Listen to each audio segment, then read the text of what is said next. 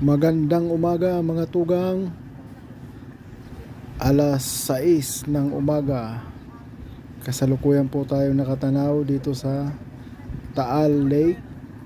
Ayan po, talaga naman pong napakaganda. Nandito po tayo ngayon sa Club Balay Isabel sa Talisay, Batangas. Ayan po, live na live po natin nakikita, napapanood yung kagandahan ng Taal Lake.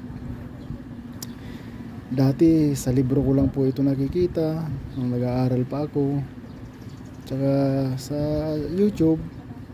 Ngayon po, napakasarap sa pakiramdam na makita ko ito ng personal at nabibidyohan ko pa po at may papakita ko po sa aking mga kapamilya at kamag-anak. Talaga naman po nakaka-proud. Thank you Lord sa pagkakataong ito.